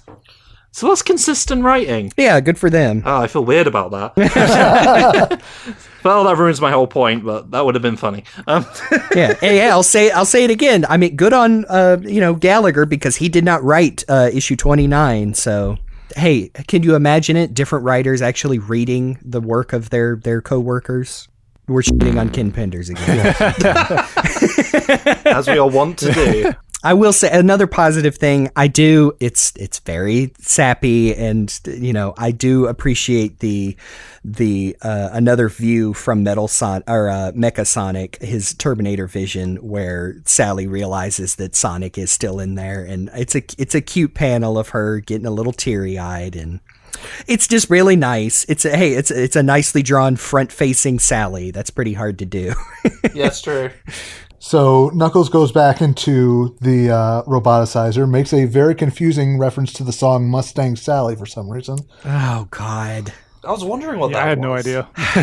Jeez, Knuckles, what are your freaking boomer playlist in this issue? Just dropping these pop culture references left and right. Who do you think you are, a Sonic F character? Yeah. Oh. Hey, even we kind of dropped that after a couple episodes because we realized how insufferable it was on full blast. Well, I just like to think that Knuckles' only music that Knuckles listens to is the collection of music his dad left behind. I was going to say that Knuckles' local library is like several years behind and doesn't really get new stuff. Who is maintaining the floating islands local library? It's Charmy. Oh God, not even the diddly-do version of Charmy. So that is a phrase that you use that will have barely any meaning to Jake. Oh yeah. Yeah, STC Charmy is just an insufferable little twit that says the things that Ned Flanders would say, except without the pious Christianity. As far as we know. I know, was that a scrapped STC story? Oh, golly, guys, I'm really into G Diddly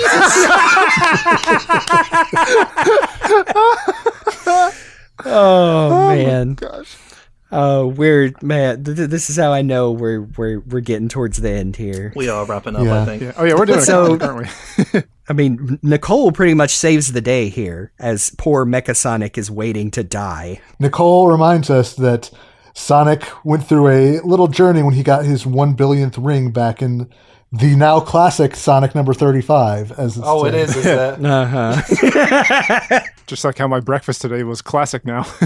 The least said about the ancient walkers, the better. But yes, Sonic's billionth ring contained special properties. Protecting him with a mystical aura that's preserved his personality and soul and self and whatever inside the shell. Unfortunately, Rotor's equipment that he would normally use to de-roboticize Sonic was all destroyed with the rest of Not Whole. So everybody's like, oh no, Sonic is still dying. Mecha Sonic's like, Indeed, I'm late for my expiration day. He still got jokes, folks. Yep. And then Nicole says that she wants to give it a try. She has a retro procedure that she wants to try to use to get Sonic back to normal. Rotor is at first against it, but then I guess Nicole uses her diabetes test strip to jump out of his hand. You know, I was going to say maybe the more realistic that she gave him a little electric shock, but yeah, just Just poked his hand and jumped out into Sally's outstretched hands. And so even Sally's kind of against it at first, but Nicole says, look, robots are always getting a bad rap, especially in this particular supersonic special. Let me give this a shot. And Sally says, well, okay, if you say so. And then we get a pretty cool panel, actually, on the next page where it's only like 3 steps, but like Mecha Sonic is getting de-roboticized, and it's him kind of writhing in agony, and then just brilliant light shining while a bunch of rings, I guess, fly out of him. And then we get regular Sonic back to normal for the most part. He's still got a bit of a headache. I think Nicole's whole thing is she was going to amplify the energy from Sonic's billionth ring to restore his organic parts. But it does look at first like she's resuscitating him with the paddles, like A little bit. Yeah. his eyes bulging out. It's very silly. Oh, I didn't even bulging catch out. that the first time. Wow. Yeah. He's got the clenched teeth, and I did not realize his horrible robot eyes are bulging out of his skull. He's got Bender's eyes from Futurama. kind of breaking the tension there. He's gone full Newgrounds. So yeah, Sonic is restored back to normal, and the very first thing he does is be like, Knuckles, what are you doing here? F you. Screw you guys, I'm going home. And he does. He's going back to the island. 90s Sonic is kind of a jerk no matter which side of the... The pond you're on. That's what I'm saying. Look at this blue twat. Yeah, don't even get me started on the follow-up issue to this that concludes the proper story. He's a whiny little bitch in that one. Man. So Knuckles flies away, as he can do. Yes. Oh, and then they arrest Sonic because they suspect him of treason because they still believe he deliberately went and got himself roboticized by Robotnik. And Antoine being very opportunistic. We are finally getting into the real furry melodrama that Archie Sonic is known for. Yeah. This is distinctly Archie Sonic and not Satyam, because... like, would Sally in the cartoons really be like, well, I guess it's the law? Like, no. Yeah, see, this is what I was talking about. It's just... No, Sally in the cartoons would be like, I am the law. Yeah. Won't be the last time Sonic is officially arrested and put in handcuffs by the royal court, though. Oh, you're right. Oh, man. I just saw what issue we're at. No. Yeah, less than 7 issues away is the old end game. Not today, though, folks. Not today. Just the freedom fighters working against eco-terrorists, and they're still caught up with, but the laws, though, like all these dusty old laws out of these, like, these not exactly law-abiding citizens going around setting off, like, explosions on factories and stuff. Oh, I don't know. It's the old dusty book. And the weirdest part of it, especially in the next issue 40, where you have literally a kangaroo court because the judges are kangaroos, get it? They specifically say it's the royal acorn law, and Sally like puts on her vestments and crown and everything to, pronounce sentence over Sonic. So it's even weirder. It's not just like, oh, you betrayed the group. It's like, no, this is the ancient, divinely decreed royal law, Sonic the Hedgehog. And it just feels like it comes out of nowhere. Like I said, like King Acorn has not even been rescued from the from the zone of silence yet. I just feel like Archie just heard the title Princess Sally and like, well, she's gonna have to take this sort of stuff seriously, isn't she? No, and I mean, no. We know how bad it gets when the king comes back, and oh boy, book chock full of bad fathers, huh? How about this badass pinup of Robotnik, though? Yeah, this page filler of Robotnik rules. He's just he's upset, but he's looking good. And also, there's some backup stories. Yeah. Yeah, I mean, a really badly illustrated chaotic story where they're getting the kicked out of them by the Destructics. And the only purpose of this story is to introduce Mammoth Mogul. He sucks. The creation of one of the editors at the time, Scott Fulop, who is writing this strip under the name, what name is he going under again? Kent Taylor. He did have he had a pseudonym at the time. Mammoth Mogul is just What If Vandal Savage, but in Sonic the Hedgehog. And I remember as a kid thinking he looked like the Kingpin from the 90s Spider-Man cartoon, so I would always read his dialogue as Tony J in my head. And even that couldn't make him cool, because he's just a lame douchebag with a Chaos Emerald and a staff who can vaguely do some kinds of magic, and he's like 10,000 years old. Remember when he trained Silver in the future? Yeah. Well, I don't like to. His main ability seems to be to talk about himself a lot. He shows up and immediately lists off his backstory about how he was around the cave people, and then he found an emerald and is like, haha, I am the king of the cave people. But then the cave people are like, well, actually, no, F off. And he's like, well, I guess I will. Basically. And then, how he went through all the various stages of Mobian evolution in society and... Yeah. Sorry, what are all these supposed to represent again? Like, we see the cave smock. Then he looks like a wizard in a cloak, and then he's like, what? Is he supposed to be like a musketeer? That's something like that. He's got like the Inquisition. And then just man in suit. He's an ultra boomer. Yeah, yeah. He was the first Tory. I don't even know if that tracks. He shows up, he sends the Destructors after them, the Chaotix are like, actually, you know what? Punch. They all just punch him, and he's like, well, shit, there seems to be it's a thing. He's like, I am great and powerful. Go away. Okay. Yeah, the Chaotix, they kick him right in the dick, and then he says, it seems I've erred. The time is not right. And then he just screws right off. Yeah, just looking at that image, you're right, that's what it looks like, because it's meant to illustrate that all the Chaotix are attacking him and the Destructics, but he's like laying on the floor with his legs spread wide, so they might as well just all be punching him in the dick at once. I never accounted for this particular circumstance. It seems I've erred. I forgot that getting hit hurts. I'm out. Charmy B delivering his patented punch. Take this, you bad man. Death penalty.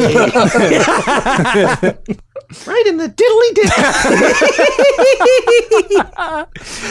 dick. You know what? Compared to this middle bonus story, the 40 Fathoms Freedom Fighters aren't that bad. Now, we're not going to talk about it because it's stupid as hell. But it suffers from the same problem as somebody starting STC in like the late 90s and being like, who is this Captain Plunder guy and what does he have to do with Sonic?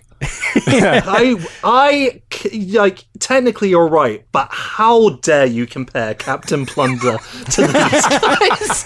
I stand by my how statement.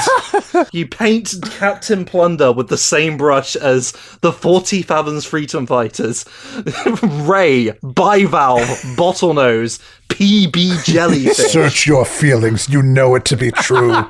give me Filch and Simpson at any time. I'm sorry, but like this, we're not going to spend too much time talking about this. But it starts with the phrase "because you demanded it." Did we? Yes, they're back. No, like I was saying before we started, what happened is probably loads of kids were sending letters saying, "Oh, can you include Ray in the comic?" We got ya. Ray the Manta Ray. Oh my god, yeah, he's a stingray, a manta ray. Not Deborah. But anyway, and then there's a gangster, Eel Capone, lots of jokes, Holy Abalone, Finja, the ninja dolphin. Yeah, he's got hired muscle, the muscles, like mollusks. I'm at least glad they exist because I if I remember correctly, John Gray in many years' time brings them back for some very funny off panels. Like, I'm not offended by this. I just like No, it's just there silly. could have been more that they could put in. Yeah, it's the fact that, okay, like I said, they should have put the main story from 39 in this special so you could have the entirety of the Mecha Sonic saga drawn by Patrick Spaziante in one special issue and not this dumb crap. I mean, your kids pick up Mecha Madness, like, oh, cool, robot battles. Oh, it's a bunch of fish. Yeah, at the end of the comic, we get when a dolphin hits an eel like a big piece of veal. That's a moray, like a moray eel. You get it? You get it? You get it? You get it? Yeah. Pizza. This is cruel and unusual punishment. We wasted 13 pages of these backup stories. You're going to read them, dang it. The end, until you request more 4F stories by writing to Sonicgrams. Did anyone? They're 4F, all right. No. The fact that this came so shortly after the Tales miniseries, only a couple of months. Like, they already had this in the can and just were looking for the book to throw it in. Don't put this on the kids writing into Sonicgrams. And then if you have the scanned version of the comic with the ads in it, you know, you get the Sonic checklist thing with like the 3D polygon looking. Yeah, I always really like this art. It's I don't even know how to describe it. It's like low polygon, but obviously just drawn with like a line tool, but it looks really neat. They look like either Sonic Jam or Sonic the Fighters style models of Sonic and Tails that have been like drawn over. And then we get an ad for a movie called House Arrest, which I've literally never heard of. And no. And then Jamie Lee Curtis is in it. Yeah. Jamie Lee Curtis, Kevin Pollak, Jennifer Tilly. Oh, well, that's Christopher McDonald, Wallace Shawn, and Ray Walston as Chef Rocco. Okay. Yeah, I've never heard of this either. Well, on the next episode of The Hill's Always Greener, we're going to talk about House Arrest with Jamie Lee Curtis and Kevin Pollak. Ben Stein is in this movie? Oh, Lord. Rotten Tomatoes approval rating of 10%. Oh, boy. Well, there you have it. Well, I don't trust those review sites. They don't know what they're talking about. What kind of bias are we talking about? Critics aren't like the regular people. Now, I don't know if you people at home can notice, but we've been recording for a while now, and I think we're at the end of this episode. Discussing. They've covered these front to back, I suppose. We certainly have. Oh, wait, there's a Kit Kat advert. Yeah. Oh, yeah. Well, Go buy cool. Kit Kats. They're yummy. Get those imported ones that are all the weird flavors. Oh, those yeah. are really good. Oh, I love those Japanese ones. They're like tiny, but they're really nice. I know. I hate to sound like a weirdo, but ever since I started buying chocolate at Aldi, which is like good, made with actual sugar and milk chocolate, all American candy tastes bad to me because it's nasty, we'll do flaky that. corn syrup. The bare minimum of quality control in a proper country. I do remember this Kit Kat ad was on the back of a bunch of Sonic comics. Yeah. It's like a find a object game. But yeah, that brings us to the end of these issues. And like, I think they still look really good. Like, both of them are, two of the best early Archie artists at the peak of their power. But it's like, this was clearly right in the middle of that rough growing period where they were trying to figure out what exactly the identity of the comic was trying to be. And I think that the writing suffers as a result. I really did forget that these are bogged down by a lot of story baggage, and even though that these were both specials that you had to seek out individually, if you had not been reading the monthly series alongside these, I just don't see how you would not be completely lost. Yeah. And I've said it throughout the whole episode, it really blows my mind that the Mecha Madness special is only half that story. Yeah, like, it's kind of, hindsight is 2020, but they really should have just combined this and 39 into one continuous story. I feel like it would have had even a better lasting power. Although I'm sure more people would have posted that really bad dialogue from Bunny along as well, Yeah, that's true. if it was in the one Mecha Madness book. So, hey, a double-edged sword. As an adult reading these comics now, I think the best way to describe them is that they have all the flash and artistic flair, but also all the substance of a pretty good to great Dragon Ball Z movie. Yeah, there's some oh man, the one that immediately comes to mind, and I don't care whether you watch it dubbed in Japanese, whatever, is the Super Android 13 movie. Boy, that thing is a mess, and also a lot of 90s baggage as well. That, yes, has one super cool fight scene at the end, and you're like, okay, well, I'm glad I saw that. but the rest, not sure. It's like, I don't have the childhood nostalgia for this, but I still kind of feel it in a weird way, because there is something about like a stupid little comic where it's just like, this is the one where these two characters fight and it's gonna be cool. I kind of like that because, I don't know, I feel like it's really honest about itself. Yeah. And I appreciate like seeing like, here's the big fighty fight one, here's Sonic versus Knuckles. That's what you want to see, isn't it? Here it is. It's not all that. There's a lot of stuff that really shouldn't have been in there, but it does deliver on giving you cool fight. Like, both of these are cool Sonic and Knuckles fights. You get them. And I like that. Maybe we should have more, like, IDWs just like, okay, there's a special, it's going to be blank versus blank, and it's going to rule. Like, yeah, why not? Take it back to the old days of Sonic comics where you could just sell an issue on the fact that these characters are going to fight. Yeah. I did kind of just have a moment of realization that July 1996 was when both of the Sonic comics were arguably releasing some of their most iconic storylines, because we got Mecha Madness in Archie.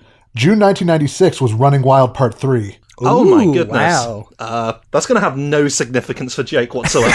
Yeah, but no, Jake, trust us. It's great. we will get there when we get there, but Okay. this was a good month to be a Sonic comic reader. Wonder what was going on in Japan's comics. Were they still doing Sonic ones? Probably I think not. the manga had been retired by then. Yeah, I think Japan just didn't care about Sonic at that point. That is my Sonic comic white whale, is to have a proper collection of those, official or otherwise. Like, a lot of those just straight up aren't translated, period.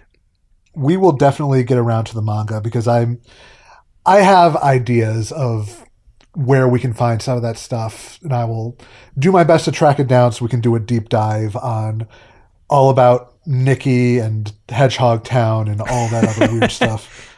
Oh, that does remind me again, we say it every time, is like, we won't give specific instructions, but all these Archie issues are forever in a legal dead zone. So yeah, just go find them wherever and read them yourself if you'd like. They're on the internet. How you get them is your choice. Yeah, I don't want to blow up anybody's spot accidentally. Yeah, I guess that brings us to the end of this episode, and this will most certainly not be the last time we look back at some classic Archie Sonic. There is so much to talk about, Yeah. to be honest. We're not going to talk about all of it, but there's some things. Yeah, there is definitely stuff to be discussed, but that is for another day. Until that day comes, though, you can find me on Twitter at Cyberlink420. You can find me around the internet as Game Buddy, sometimes with a 123, and you can find me on Twitter at GreatJobJeremy. That's GR and the number 8. And you can find me all across the internet as at Falero. That's FAULERRO. Love that jingle. And I will say it every time. You can find me on all the socials as Rock the Jake, and you can find me on Twitch as Mr. Rock the Jake. And as always, special thanks to Amy Waters for the use of our theme song from the album Gotta Go Slow. You can check out more of her work on YouTube and Bandcamp. And of course, remember to subscribe, review, share the podcast. Help us to really get out there so that we can keep doing this and make it a bigger, better, and even more ridiculous and unhinged show. Especially this episode. We had a lot of laughs today. Yeah. You gotta laugh, or you might cry. Laugh through the pain. But as for next episode, we're doing our first real, character deep dive on the true star of the Sonic franchise, as far as I'm concerned. Oh. The many lives of Dr. Ivo, Ovi, Eggman, Julian, Kintobor, Robotnik. As we approach Sonic's 32nd birthday, the anniversary of the release of Sonic 1, and we reach episode 32 of our podcast. We thought we'd go back to where it all began and talk about the most important character in that game, Dr. Robotnik. I'm looking forward to this. Because really, what's a hero without a villain? It's true. Just a citizen. And if I've learned anything today, is that Sonic is actually a villain. He's a jerk. Look at him, he's got all these media interpretations. But yeah, that will be next time. But until then, I'm Cyberlink. I'm Game Buddy. I'm Valero. And I'm Rot the Jake. And hey everyone, welcome back to my live stream. Today we're destroying robots. Nice. Thank you very much for listening to The Hill is Always Greener, and we'll see you on the other side.